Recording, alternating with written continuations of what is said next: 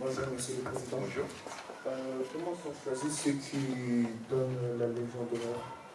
Non, qui la reçoit. Qui la reçoivent. Aussi ceux qui la donnent, tu as raison, les deux sont vrais.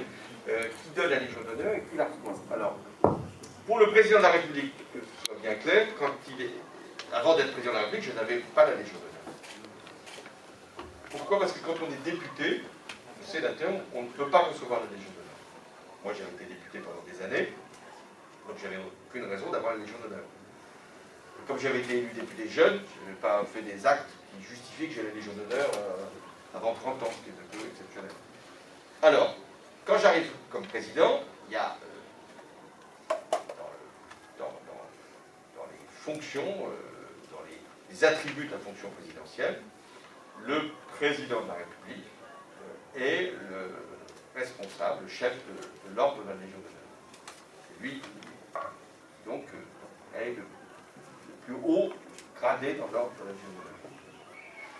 Il a à côté de lui le grand chancelier de l'ordre de la Légion d'honneur qui justement gère l'ensemble des décorations sous l'autorité du président de la République. Donc on m'a remis ce petit morceau, généralement c'est un tissu ou c'est une médaille comme ça qu'on met sur son veston. Alors il y a plusieurs niveaux, chevalier, officier, commandeur, grand officier, etc. Et alors, qui permet à des personnes d'avoir la Légion d'honneur? Ben, voilà, il y a d'abord le domaine militaire.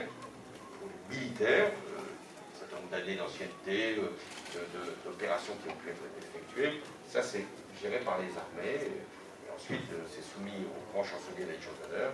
Et donc, il y a les militaires qui sont décorés de la Légion d'honneur pour leur acte de bravoure lié à leur activité militaire. Pour le reste, ce sont les ministres qui font des propositions au président de la République et qui proposent donc des policiers qui ont été particulièrement valeureux, que des médecins, que des enseignants qui ont effectué des actes particulièrement courageux puissent avoir la Légion d'honneur. Les élus locaux aussi peuvent avoir la Légion d'honneur. Les artistes? Les artistes, bien sûr, beaucoup d'artistes. Est-ce qu'on doit être français?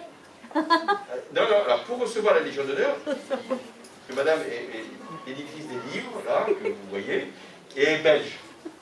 Et je dois dire qu'elle a été très utile pour la fabrication du livre, parce que comme elle ne comprenait rien à nos institutions, elle pouvait être dans la situation d'un enfant, m'interrogeant sur ce qu'est la République, sur ce qu'est l'État, etc. Et elle posait des questions comme elle vient de le faire. Toute simple. Est-ce qu'il faut être français pour avoir la Légion d'honneur? Non. Une personne étrangère qui a rendu des services à la France peut avoir la Légion d'honneur.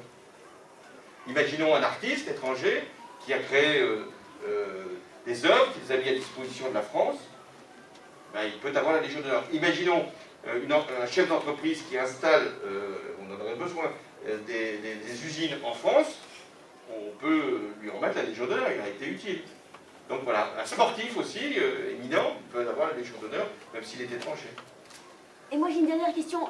Les hommes les ont toujours au costume comme ça, mais quand on n'a pas de costume, on la met où? Et ben donc je vous montrerai quand vous aurez la Légion d'honneur. Car pour m'avoir édité, ça mérite bien la Légion d'honneur. Donc il y a un petit pins. Ah oui, d'accord. Donc on peut mettre le pins où on veut. Et donc sur votre robe de soirée, vous pourrez mettre la Légion d'honneur quand vous l'aurez. Est-ce qu'il y a un âge limite, limite d'âge? Non, on peut avoir la Légion d'honneur même très tard. Est-ce qu'il y a un âge minimal? Oui. Mais il peut arriver aussi, par exception, que, imaginons un jeune commette un acte de courage éminent, sauve une personne, pas de raison de ne pas lui remettre la Légion d'honneur. Bonne question, donc.